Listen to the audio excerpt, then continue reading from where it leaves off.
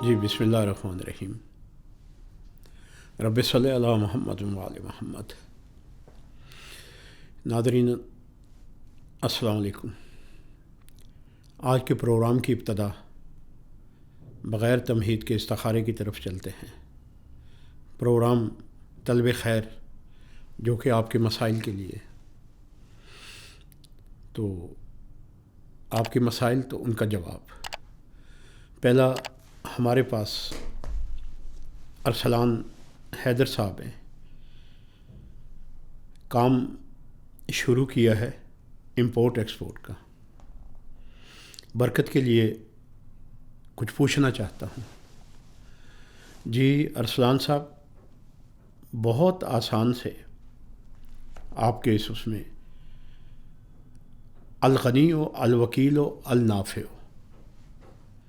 یہ کثرت سے ذکر آ رہا ہے، اسم الہی ہیں اور یہ کثرت سے آ رہے ہیں۔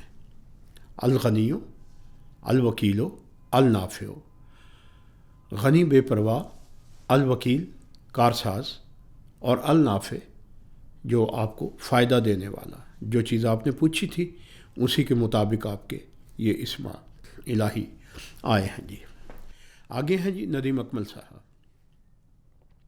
بیٹی کے دماغ میں ٹیومر ہے، بیٹی کی ایج 13 سال ہے، 1 سال سے مختلف علاج، مختلف اس میں، اب ڈاکٹر آ کے آپریشن بتا رہے ہیں، بہت پریشان ہیں۔ جی ندیم اکمل صاحب، یہ پہلے دن ہی آپ نے ڈاکٹروں کی بات کو مان لینا چاہیے تھا، اس کا علاج صرف آپریشن ہے جی۔ اور اب الحمدللہ قدرت خداوند کریم، اللہ کی قدرت سے شفا آ رہی ہے، اور یہ آپ پہلی ہی فرصت میں، جیسے ہی آپ کو، کیونکہ آپ کو مجھے یہ جو میسیج جو آپ کا واٹس ایپ پہ آیا وہ ملا ہے، یہ 3 دن ہو گئے ہیں جی، میں نے اسے ترجیحاً سب سے پہلے رکھا۔ تو آپ ایسے کیجیے گا، جیسے ہی آپ کو ڈاکٹر ٹائم دیں، اگر جیسے سنتے ہی آج ہو جائے، جیسے بھی ہو جائے، فوراً کروائیے گا۔ اور اس میں جو آپ کے لیے آ رہا ہے، لا الہ الا اللہ البدیع الباقی النور،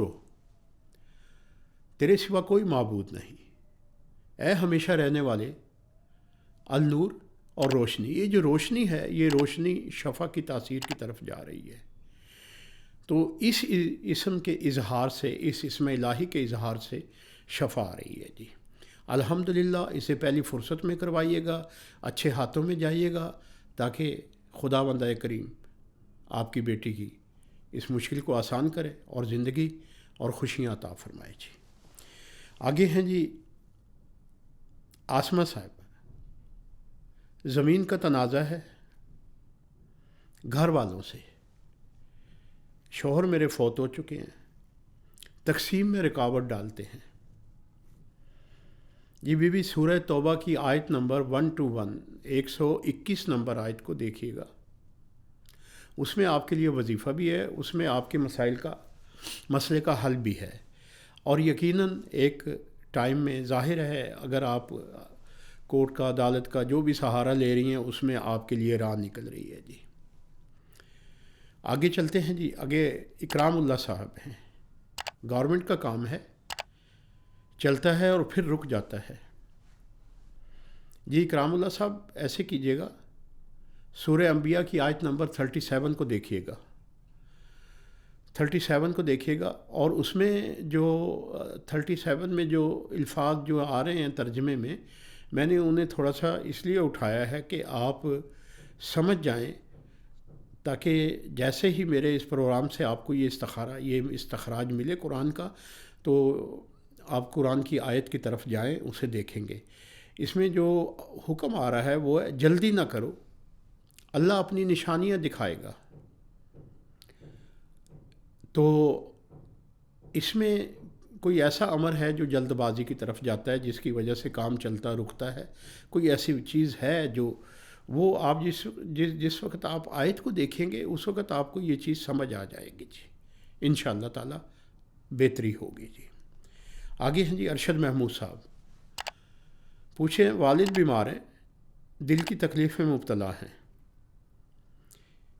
جی۔ آپ نے صرف وظیفہ پوچھا ہے، آپ نے یہ پوچھا ہے کہ بہتری ہو کہ کچھ آیات ایسی بتا دیں، کچھ چیز ایسی بتا دیں پڑھنے کے لیے جس سے بہتری ہو۔